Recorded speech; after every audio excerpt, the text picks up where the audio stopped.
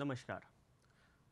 औद्योगिक प्रशिक्षण संस्थानों के सभी व्यवसायों के लिए एम्प्लॉयबिलिटी स्किल विषय की पाठ्यचर्या में अंकित आईटी लिटरेसी के पाठ्यक्रम पर आज मैं आपको प्रशिक्षण प्रदान करूंगा। आइए अब हम बढ़ते हैं आगे और बात करते हैं आईटी लिटरेसी में एमएस एक्सेल के बारे में। एमएस एक्सेल में जो टॉपिक्स हम कवर करते हैं वो है basic of Excel worksheet and its importance, creating simple worksheet, adding and average function, last में हम कवर करते हैं printing a simple Excel sheet. इन टॉपिक्स के साथ में हमारा एक्सेल कवर होता है। आज हम बात करेंगे एक्सेल के बारे में। तो आज के जो टॉपिक्स रहेंगे जिनको हम कवर कर रहे हैं इस सेशन में वो है basic of Excel worksheet and its importance, यानी एक्सेल वर्कशीट के महत्व और उनकी मूल बातें जो हैं उसके बारे में हम यहाँ चर्चा करेंगे। साथ में हम बात करेंगे क्रिएटिंग सिंपल वर्कशीट, यानी वर्कशीट हम कैसे बनाते हैं, सिंपल एक्सेल वर्कशीट कैसे बनेगी उसके बारे में हम बात करेंगे। साथ में हम दो फंक्शंस के बारे में बात करेंगे, फंक्शंस क्या होते हैं और उसका यूज़ क्या होता है। यहाँ पे हम बात करेंगे एडिंग फंक्शन का और एवरेज फंक्शन का। लास्ट टॉपिक जो आज का रहेगा वो रहेगा printing the simple Excel worksheet, यानी वर्कशीट सिंपल एक्सेल वर्कशीट को हम कैसे प्रिंट करेंगे। आइए अब हम आगे बढ़ते हैं और बात करते हैं एक्सेल वर्कशीट के बारे में। एक्सेल वर्कशीट को हम किस तरीके से काम करते हैं, क्या है, उसके बारे में जानते हैं। एमएस एक्सेल 2013, यहाँ पे जो मैं आपको बताऊंगा वो एमएस एक्सेल 2013 के बारे में ही डिस्कशन करूंगा। एमएस एक्सेल 2013 एमएस ऑफिस का ही एक पार्ट है। ये एमएस एक्सेल जो एक्सेल बना है वो माइक्रोसॉफ्ट कंपनी द्वारा बनाया गया है। इसे संक्षिप्त में एमएस एक्सेल भी बोलते हैं माइक्रोसॉफ्ट का, क्योंकि ये प्रोडक्ट है। ये इसके अंदर ये एमएस ऑफिस का ही पैकेज है जिसके अंदर ये एक जो है कैलकुलेशन के लिए अकाउंट्स के से रिलेटेड कंटेंट्स को कंटेंट करने के लिए, कम्युनिकेट करने के लिए, जोड़ने घटाने के लिए हम एक्सेल का इस्तेमाल कर रहे हैं। एक्सेल का इस्तेमाल इसलिए करते हैं क्योंकि वर्ड में ये बहुत सारे फीचर्स हमारे अवेलेबल नहीं होते हैं कैलकुलेशन से रिलेटेड वाले, जिसको एमएस ऑफिस में एक्सेल के अंदर माइक्रोसॉफ्ट कंपनी द्वारा प्रोवाइड किया गया है। माइक्रोसॉफ्ट एक्सेल 2013 स्प्रेडशीट का प्रोग्राम है। स्प्रेडशीट जिसमें आपके डेटा का कैलकुलेशन या मैनिपुलेशन आप करते हैं उसके लिए उसका एक प्रोग्राम है जिसमें आप डेटा स्टोर कर सकते हैं, व्यवस्थित कर सकते हैं और उसका विश्लेषण करने की आपको अनुमति प्रदान करता है। एमएस एक्सेल की सहायता से हम शीट पर डेटा प्रोसेसिंग करते हैं। डेटा प्रोसेसिंग मतलब जो भी हमारे पास जो डेटा आया है या जो डेटा हमारे पास है वर्क से रिलेटेड डेटा, उसके ऊपर जो हम प्रोसेस करना चाहते हैं, हम चार्ट्स बनाना चाहते हैं, सम निकालना चाहते हैं, एवरेज निकालना चाहते हैं या कंडीशंस के बेसिस पे हम कुछ प्रोसेसिंग करना चाहते हैं, तो वो सारे के सारे कार्य जो भी हम मैनिपुलेशन कर रहे हैं डेटा के ऊपर, वो प्रोसेसिंग हम एमएस एक्सेल हमें प्रोवाइड करता है। एमएस एक्सेल डेटा को स्टोर करने के लिए भी आपको फैसिलिटी प्रोवाइड करता है, यानी जो डेटा आप रखना चाह रहे हो उसको प्रोसेसिंग के तौर पे यहाँ पे प्रोसेस करने के उपरांत आप डेटा को सेव करके एक्सेल के फॉर्मेट में आप कंप्यूटर के अंदर सेव कर सकते हैं। डेटा के ऊपर मैनिपुलेशन करना, प्रोसेसिंग करने के लिए यहाँ पे आपको विभिन्न प्रकार के टूल्स अवेलेबल हैं। जैसे कि यहाँ पे मैं बता रहा हूँ कि बहुत सारे टूल्स हैं जिनका इस्तेमाल करके हम अपने डेटा के कंटेंट की फॉर्मेटिंग कर सकते हैं, या जो भी आप मैनिपुलेशन करना चाह रहे हैं, जो भी आप उसके अंदर करना चाह रहे हैं, जैसे आप सम निकालना चाह रहे हैं, एवरेज निकालना चाह रहे हैं, मीन निकालना चाह रहे हैं, और भी बहुत सारे फंक्शंस हैं जिनका इस्तेमाल करके आप जो है अपने डेटा की मैनिपुलेशन कर सकते हैं। उनका सारा कार्य यहाँ पे उसको करने की परमिशन आप एमएस एक्सेल द्वारा मिलती है आपको।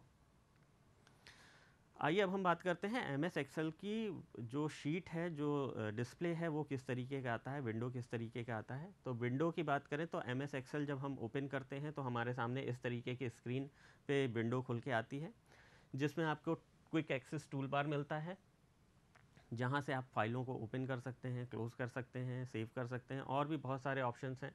अंडू कर सकते हैं, रीडू कर सकते हैं, वो सारे ऑप्शंस आपको यहाँ पे क्विक ऑप्शन टूल्स में अवेलेबल हैं। दूसरा आपको यहाँ पे फाइल मेन्यू मिलता है, जहाँ पे आप फाइल के कंटेंट्स यूज़ कर रहे होते हैं, आप नई एक्सेल शीट खोल सकते हैं, टेम्पलेट्स का इस्तेमाल कर सकते हैं। फाइल ओपन करने के लिए स्पेस मिलता है, साथ में आपको प्रिंट करने के लिए एक बटन मिलता है। तो बहुत सारे ऑप्शंस आपके यहाँ फाइल मेन्यू के अंदर हैं, जिनको आगे मैं डिस्कस करूँगा। ये आपके टैब्स हैं, टैब्स के साथ में आपको रिबन मिलता है जिस पे आपके डिफरेंट टूल्स अवेलेबल हैं, जिनके प्रयोग से आप अपनी शीट को इफ़ेक्टिवली यूज़ कर सकते हैं। यानी उसके ऊपर मैनिपुलेशन में आप आसानी से उस पर कार्य कर सकते हैं। तो ये जो टैब्स हैं, ये कई सारे टैब्स आपके पास अवेलेबल हैं। लगभग ये सिमिलर होते हैं, जैसे वर्ड में टैब्स होते हैं वैसे ही यहाँ पे भी टैब हैं। कुछ फीचर्स हमारे यहाँ पे बढ़ गए हैं, जिनका इस्तेमाल हम एक्सेल के डेटा मैनिपुलेशन या डेटा फॉर्मेटिंग के लिए हम यहाँ करते हैं। यहाँ पे आपका ऊपर आपको टाइटल बार देते हैं। टाइटल बार में आपको यहाँ पे बुक का नाम दिया जाता है। बुक इसलिए कहा जाता है क्योंकि ये कई सारी शीट्स का कलेक्शन होती है, जिनको आप वर्कबुक कहते हैं। तो यहाँ पे जो टाइटल है, टाइटल में सबसे पहला आपका बुक नाम होता है, जिसको आप अपनी नीड के अकॉर्डिंग सेव कर सकते हैं या चेंज कर सकते हैं। देन इस कॉर्नर में आपको मैक्सिमाइज, मिनिमाइज, क्लोज के बटन्स आपको अवेलेबल होते हैं, और साथ में यहाँ पे हेल्प सेंटर है। यदि आप कोई भी सहायता लेना चाहते हैं एमएस ऑफिस के रिस्पेक्ट में, तो आपको यहाँ से हेल्प मिल जाएगी। एमएस एक्सेल के साथ के रिस्पेक्ट में भी आपको यहाँ पे हेल्प का ऑप्शन अवेलेबल है यहाँ पे। देन अब नीचे आते हैं वर्किंग एरिया में, जहाँ पे हमारा वर्क हमें करना होता है। वो वर्किंग एरिया ये सेगमेंट है जिसके अंदर आप एक्चुअल में डेटा स्टोर करते हैं। इस एरिया को हम वर्कशीट भी बोलते हैं, जहाँ पे आप वर्क काम कर रहे होते हैं। वर्कशीट एरिया ये रो और कॉलम में डिवाइड होती है। इससे ऊपर हमें यहाँ पे आपको ये नेम बॉक्स मिलता है, जहाँ पे आपके जो सेल होती है उसकी जो इन्फॉर्मेशन होती है वो यहाँ पे डिस्प्ले होती है। जैसे जो भी आप इंटरसेक्शन सेलेक्ट कर रहे होते हैं उसकी इन्फॉर्मेशन यहाँ पे आपको डिस्प्ले होता है। This is called name box. यहाँ से आप फंक्शन इंसर्ट कर सकते हैं इस बटन्स के हेल्प से। इसके बाद जो बार दिया हुआ है जिसमें आप डेटा इंसर्ट करोगे, ये बार हमारा कहलाता है फॉर्मूला बार, जहाँ पे आप फॉर्मूला लिखते हैं। यानी जो फंक्शन है, जो स्पेसिफिक टास्क कर रहे हैं, उसके लिए जो फंक्शन होता है वो यहाँ पे लिखा जाता है, और वो फंक्शन आपका पर्टिकुलर शीट के ऊपर, जो शीट में डेटा होगा, इस शीट के ऊपर जो डेटा लिखा है, सपोज हमने यहाँ 10 लिखा, 20 लिखा, सो ऑन, तो जो भी डेटा पे हम प्रोसेसिंग करेंगे वो यहाँ पे हम फार्मूला लिखने के उपरांत ही प्रोसेसिंग करेंगे। इसके नीचे आ जाते हैं, यहाँ पे आपको शीट मिलती है। यहाँ पे इसका शीट का नाम होता है। बाय डिफ़ॉल्ट ये शीट नाम से लिखा हुआ होता है, और एक्सेल में आप जब ओपन करते हैं तो यहाँ पे 3 शीट स्टार्ट में ओपन होती हैं। Sheet 1, sheet 2, sheet 3। नीचे आपका स्टेटस बार होता है, जहाँ से आपको स्टेटस पता लगता है कि आपकी कितनी शीट्स वगैरह हैं। वर्क एरिया मैंने आपको बता दिया है। साथ में आपको यहाँ पे बटन्स मिलते हैं, व्यू बटन्स जिनको हम बोलते हैं। व्यू बटन का कार्य होता है आपकी शीट को डिस्प्ले कराना, किस तरीके से आप डिस्प्ले कराना चाहते हैं। और साथ में ऑप्शन मिलता है आपको जूम कंट्रोल का, जिसके माध्यम से आप अपनी शीट को जूम इन या जूम आउट कर सकते हैं। तो ये तो आपका लेआउट हो गया, जो लेआउट आपके स्क्रीन पे डिस्प्ले होता है एक्सेल का। आगे बढ़ते हैं। अब आगे हम बात करते हैं, जो हमने जैसे आपको बताया कि एक्सेल में आप जब कार्य करते हैं तो जो टूल्स होते हैं उनकी मदद से अगर कार्य करते हैं तो आपका कार्य आसानी से हो जाता है।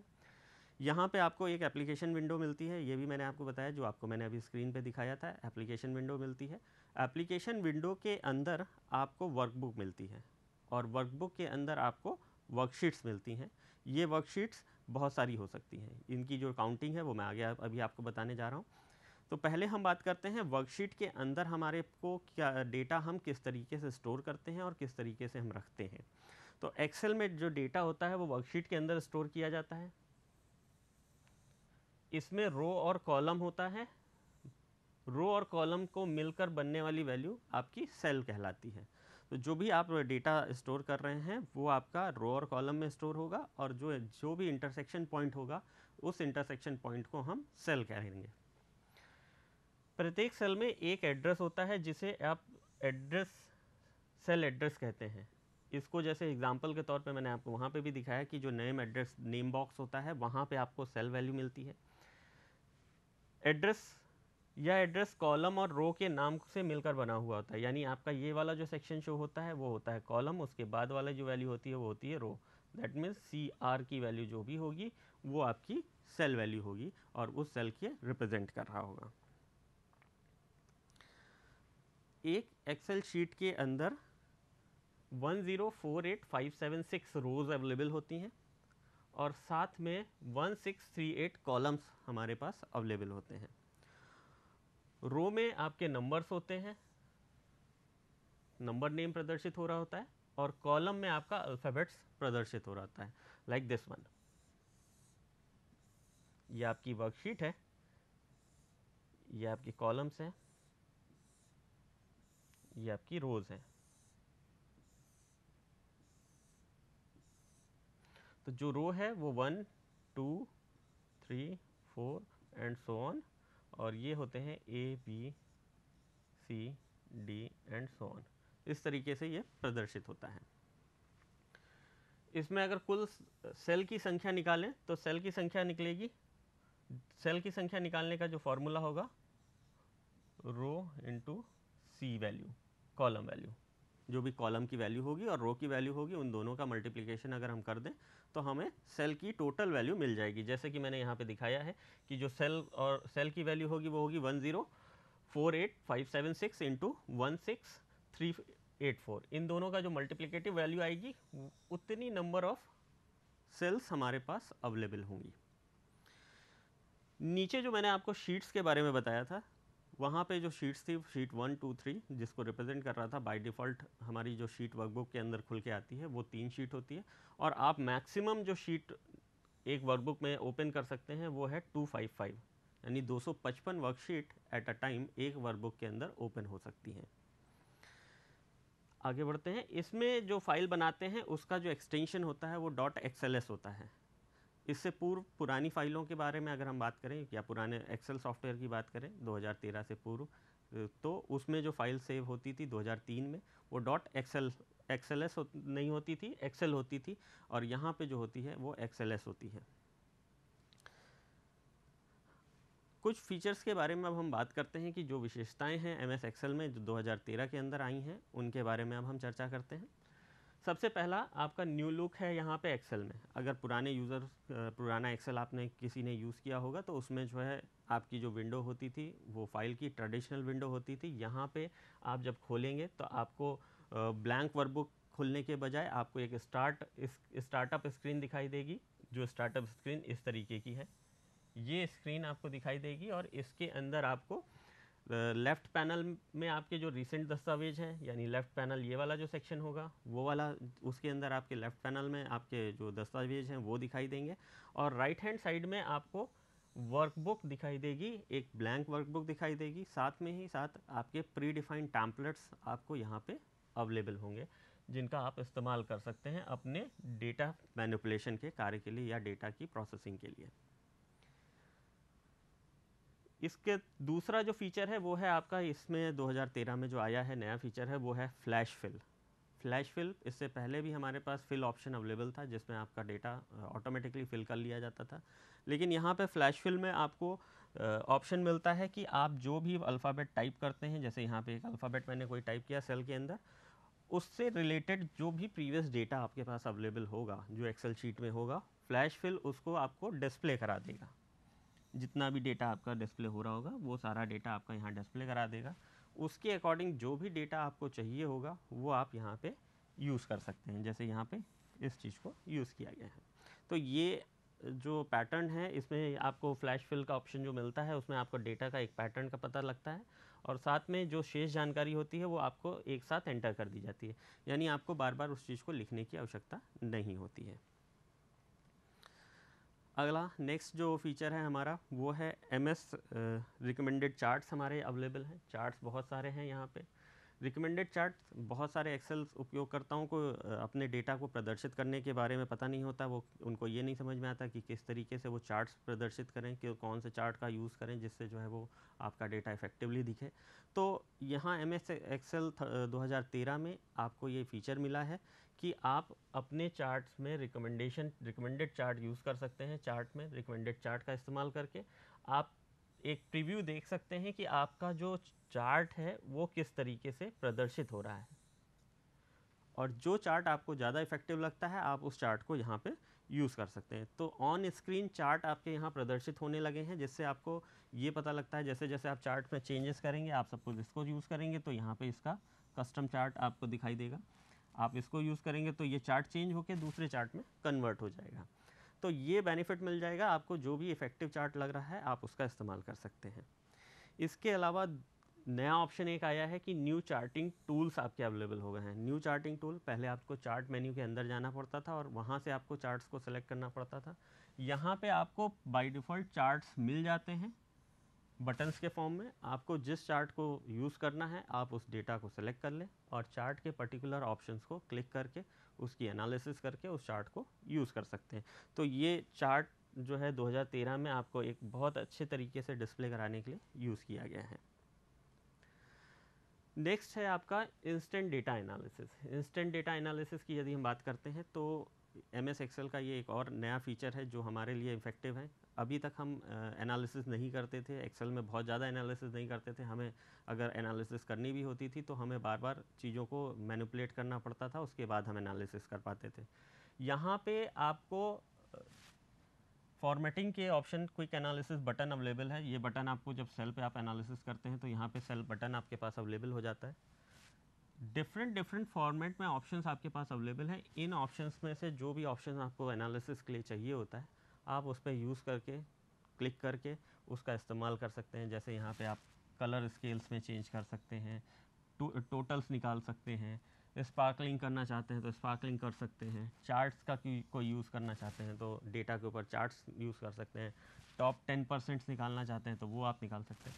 तो इस तरीके के ऑप्शन से आपको एनालिसिस में बहुत मदद मिली है एक्सेल 2013 के अंदर, जिससे आपका डेटा बहुत ही इफ़ेक्टिव व्यू में दिखाई देने लगा है और इसको बहुत सारे लोग पसंद भी कर रहे हैं।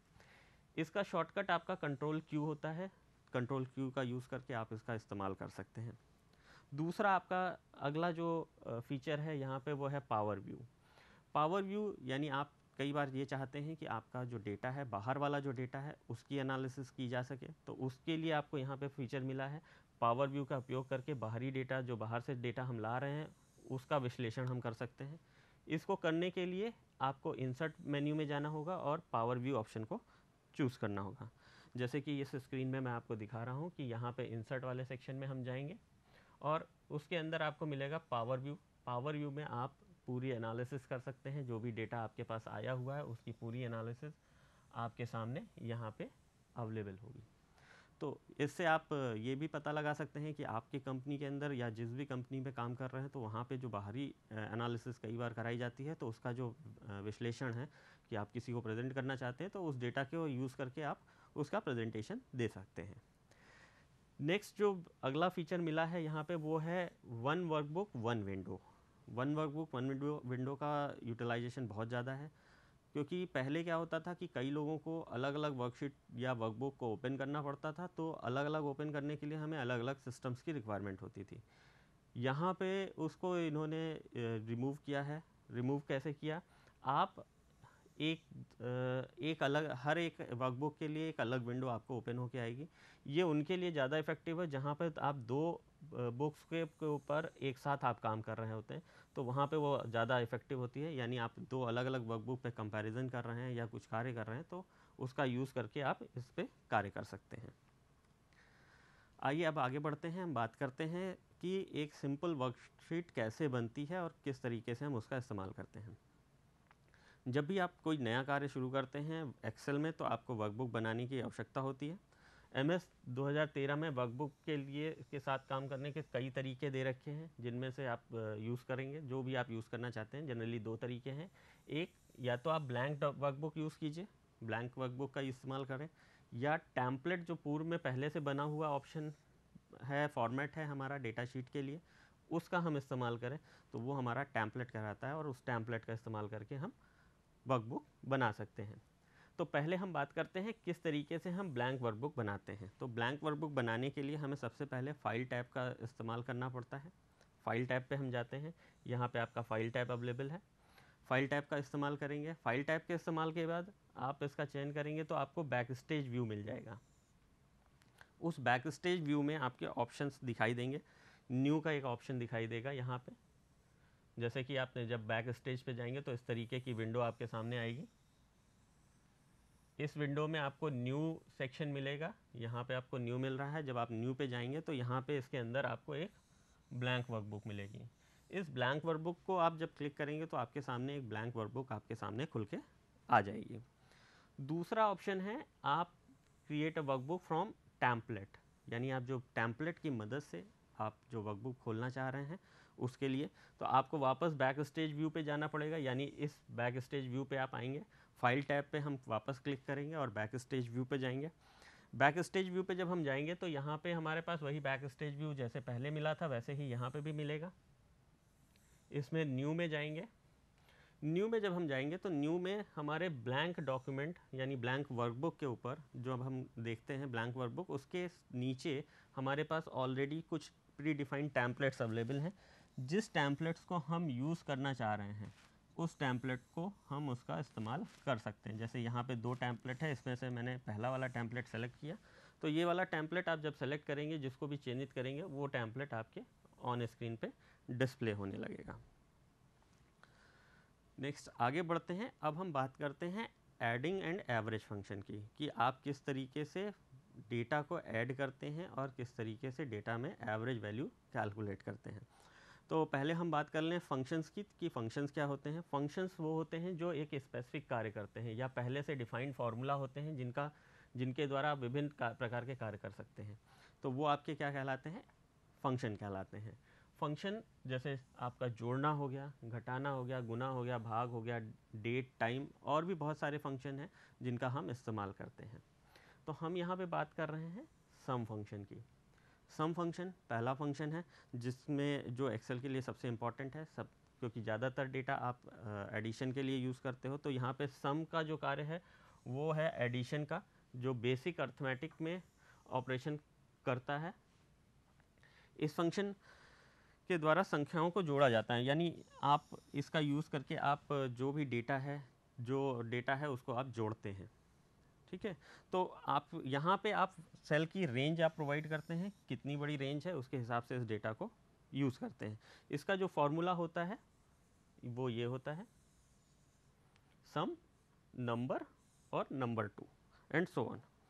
तो इसके स्टेप्स जो हैं आप सम लिखेंगे फंक्शन में, सेल A1 से लेके A2 तक का अगर सेलेक्ट करना चाहते हैं तो आप यहाँ पे जैसे सेल आपकी स्क्रीन पे दिख रहा है, ये स्क्रीन पे इसकी रेंज आपने सेलेक्ट कर ली, sum is equal to this one, तो आपका आंसर इस तरीके से आपको दिखाई देगा। अगर आप किन्हीं 2 सेल्स को सेलेक्ट कर रहे हैं, 2 वैल्यूज़ को जोड़ना चाह रहे हैं तो वो ये वाला फंक्शन आपका यूज़ हो जाएगा। और एवरेज अगर आप 5 से डिवाइड करना चाहते हैं रेंज की वैल्यू को तो आप इसका इस्तेमाल करके डिस्प्ले कर सकते हैं। तो ये आपका रेंज वैल्यूज़ निकल आता है। एवरेज फंक्शन की अगर हम बात करें तो एवरेज फंक्शन आपका वैल्यूज़ को एवरेज निकालने के लिए और निकालने के लिए यूज़ होता है, यानी अर्थमेटिक मीन भी हम इसे बोलते हैं। डायरेक्ट हम यहाँ पे वैल्यूज़ निकाल सकते हैं एवरेज लिख के। इसका सिंटैक्स आपका इस तरीके का है, average number 1 number 2 and so on, जितनी भी वैल्यू ले रहे हैं उसकी वैल्यूज़ हम यहाँ पे यूज़ कर ले रहे हैं। Average then A1 to A5, यानी A1 से A5 की रेंज के बीच में जो हमारा डेटा यहाँ डिस्प्ले हो रहा है उसका हमने एवरेज निकाला, तो वो एवरेज इस तरीके से आपके पास डिस्प्ले हो जाएगा। ये तो हो गया आपका एक्सेल के बारे में बात किया हमने। अब हम बात करते हैं printing a simple Excel sheet, कैसे आप प्रिंट करते हैं किसी एक्सेल शीट को। एक्सेल शीट को प्रिंट करने के लिए सबसे पहले आपको फाइल के टैब पे जाना पड़ता है, वापस बैक स्टेज व्यू में जाएंगे आप। बैक स्टेज व्यू में जब आप जाते हैं तो वहाँ पे प्रिंट पैनल आपको दिखाई देता है। प्रिंट पैनल में आपको प्रिंट ऑप्शन मिलता है, उस प्रिंट पैनल में से जो भी नेविगेशन है उसमें से वांछित प्रिंट को आप चयन कर सकते हैं। यदि आप पूरी शीट को प्रिंट करना चाहते हैं तो सिंगल शीट के लिए यूज़ कर सकते हैं। यहाँ पे जो भी आप यूज़ करना चाह रहे हैं, सपोज़ अगर आप एक शीट एक्टिव शीट यूज़ करना चाहते हैं तो यहाँ से आप एक्टिव शीट यूज़ कर सकते हैं। अगर आप पूरी शीट यानी पूरी स्लाइड जो भी एक्सेल की जितनी भी शीट्स हैं उनको आप इस्तेमाल करना चाहते हैं तो उसका इस्तेमाल कर सकते हैं यहाँ पे क्लिक करके। ऑप्शंस मल्टीपल ऑप्शंस हैं। इसके अलावा आपको अगर और भी सेटिंग्स करना है, सपोज़ आपको एक शीट की फॉर्मेट है, आपका वो पेज एक पेज में नहीं आ रहा है, तो आप यहाँ से ऑप्शंस से सेलेक्ट कर सकते हैं, कस्टम स्केलिंग कर सकते हैं, मार्जिन सेट कर सकते हैं, पेज सेटअप कर सकते हैं और भी बहुत सारे, एक साइड में प्रिंट करना है एक साइड में प्रिंट करें, दो साइड में प्रिंट बोथ साइड करना है तो बोथ साइड का ऑप्शन चूज़ कर सकते हैं। तो इन सब चीज़ों को सेलेक्ट करने के बाद हम प्रिंट ऑप्शन पे क्लिक, प्रिंट बटन पे क्लिक कर देते हैं। इससे पहले हम यहाँ पे नंबर ऑफ़ कॉपीज़ के बारे में बात करते हैं कि नंबर ऑफ़ कॉपीज़ जितनी आपको देनी होती है वो आप यहाँ पे नंबर ऑफ़ कॉपीज़ बढ़ा सकते हैं, और प्रिंट बटन पे क्लिक करने पे आपका डेटा प्रिंट हो जाएगा। आज मैंने आपको जो है बेसिक्स ऑफ एक्सेल वर्कशीट बताई है और उसका इम्पोर्टेंस बताया है। फीचर्स ऑफ MS वर्ड 2013 के बारे में बताया है, साथ में क्रिएटिंग सिंपल वर्कशीट आप कैसे डिज़ाइन करते हैं उसके बारे में यहाँ डिस्कस किया। एडिंग एंड एवरेज फंक्शंस के बारे में बात की, और साथ में हमने सिंपल एक्सेल शीट प्रिंटिंग के बारे में बात की है। मैंने ये जो डेटा आपका कलेक्ट किया है वो निमी की बुक से लिया है, एम्प्लॉयबिलिटी स्किल्स के बुक से मैंने यहाँ यूज़ किया है। इसको पब्लिश किया है हमारी नेशनल निमी की साइट से, हमें ई बुक मिली है, उस साइट से हमने इसको यूज़ किया। पब्लिश करने वाली जो फॉर्म है वो हमारी निमी है। आज मैंने आपको IT लिटरेसी के पाठ्यक्रम पर प्रशिक्षण प्रदान किया। आशा करता हूँ कि यह प्रशिक्षण आपके भविष्य हेतु मददगार होगा। धन्यवाद।